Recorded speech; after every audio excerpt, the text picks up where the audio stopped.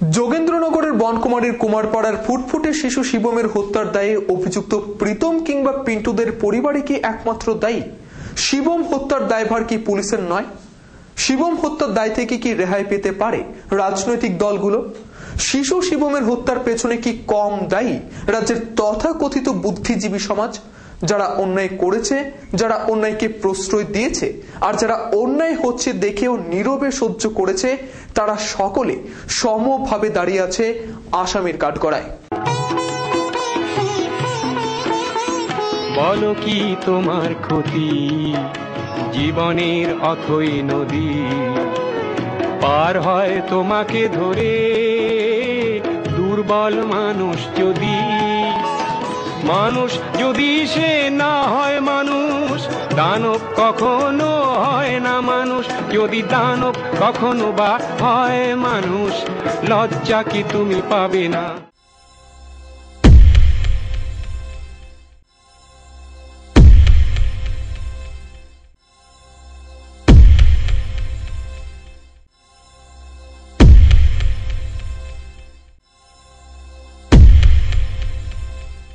পাঁচ বছরের ছোট শিশু শিবম আজ আর পুতুলের জন্য বায়না করে না, চকলেটের জন্য দিদিমার হাত ধরে পাড়ার টং দোকানটিতে আর দেখা যায় না প্রাণ চঞ্চল শিবমকে। দাদুর কোলে ওঠে শিবমকে আর দুষ্টুমি করতেও দেখা যায় না। বর্গি এলো দেশে বলে শিবমকে আজ আর ঘুম পাড়াতে হয় না। নিষ্পাপ শিশু শিবমের ভস্য আজ শায়িত ধরণী তলে। 23 ডিসেম্বর থেকে অন্তত 31 ডিসেম্বর পর্যন্ত শিশু শিবমকে মুখে কাপড় চাপা দিয়ে দড়ি দিয়ে হাত পা বেঁধে ফেলে রেখে সম্ভবত বহিরাজ্যে পাচার করতে অসমর্থ হয়ে শেষ পর্যন্ত হত্যা করে প্রতিবেশী পিন্টু দে ও তার ছেলে প্রীতম দে সহ গোটা পরিবার, হয়তো তাদের কতিপয় আত্মীয় স্বজনও এই শিশু হত্যার দায়ে অভিযুক্ত। কিন্তু শুধুমাত্র কি পিন্টুদের পরিবারই শিশু শিবমের জীবনদীপ নিভিয়ে দেওয়ার জন্য দায়ী? পুলিশ কি কম দায়ী? 23 ডিসেম্বর যেদিন থেকে শিশু শিবমকে খুঁজে পাওয়া যাচ্ছিল না, সেদিনই কলেজ টিলা ফাঁড়িতে মিসিং ডায়েরি করে শিবমের পরিবার। পরপরই শিবমকে অপহরণ করে প্রতিবেশী পিন্টুদের বাড়িতে লুকিয়ে রাখা হতে পারে বলে সন্দেহ প্রকাশ করে শিবমের পরিবার এলাকার এক সরকারি আইনজীবীর সহায়তায় এডিশনাল মিসিং ডায়েরি কলেজ টিলা ফাঁড়িতে জমা দেয়।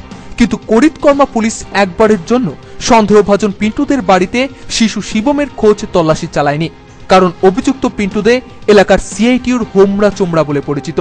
আমরা গত দুদিনে দেখিয়েছিলাম গত 5 জানুয়ারি পচা গলা দেহ থেকে প্রথমবারের মতো গন্ধ পায় এলাকার মানুষ, অর্থাৎ খুব বেশি হলে 72 ঘন্টা আগে, অর্থাৎ সেই হিসেবে 2রা জানুয়ারির আগে কোনোভাবেই শিবমকে হত্যা করা হয়নি। তর্কের খাতিরে যদি আরো 24 ঘন্টা বাড়িয়েও দেওয়া যায়, তাহলেও কোনোভাবেই 1 জানুয়ারির আগে শিবমের মৃত্যু ঘটেনি। অর্থাৎ আগাম তথ্য দেওয়ার পরও যদি পুলিশ দীর্ঘ 9 দিনের মধ্যে একবার পিন্টুদের বাড়িতে গিয়ে তল্লাশি চালাতো, তাহলে হয়তো উদ্ধার করা যেত কোলের শিশু শিবমকে। সুতরাং কোনোভাবেই শিবম হত্যার দায় থেকে পুলিশকে মুক্ত রাখা যায় না।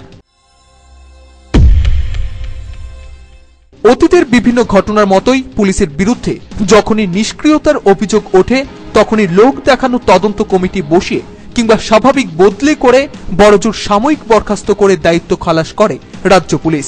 পুলিশি নিষ্ক্রিয়তার দায়ে কোনো পুলিশ অফিসারের রাজনৈতিক উদ্দেশ্য ছাড়া শাস্তি হবার নজির সাধারণভাবে ত্রিপুরাতে নেই। রাজ্য পুলিশের এই প্রবণতা থেকে উৎসাহিত হয়েছে দুর্নীতিগ্রস্ত বিবেক বর্জিত বৃহদাংশের পুলিশ অফিসাররা।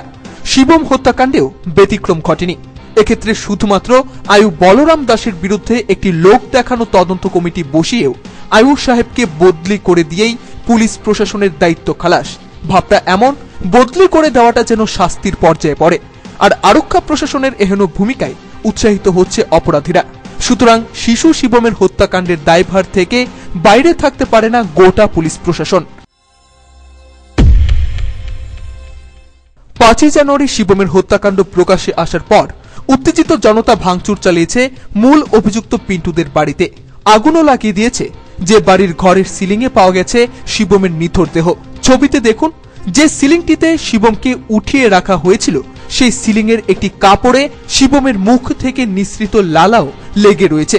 কিন্তু 6 জানুয়ারি যখন শিশু শিবমকে বাড়িতে এনে শ্মশানে নিয়ে গেছে শেষকৃত্য সম্পন্ন করার জন্য, তখন কে বা কারা পুড়িয়ে দিয়েছে সেই ঘরের সিলিং সহ কাপড়টিকেও? কি উদ্দেশ্যে শিবম হত্যার একটি এভিডেন্স নষ্ট করা হলো? কারা এই এভিডেন্স নষ্ট করলো, তদন্তের জন্য এভিডেন্স সংগ্রহের জন্য এবং ফরেনসিক টিম আসা পর্যন্ত কেন পুলিশ সে ঘরটিকে কর্ডন করে রাখলো না? তাহলে শিবম হত্যার পেছনে মদত কাদের কাদের? 23 ডিসেম্বর থেকে শিশু শিবমকে খুঁজে না পাওয়া গেলেও এলাকার রাজনৈতিক দলগুলোর কিন্তু নট নড়নচড়ন।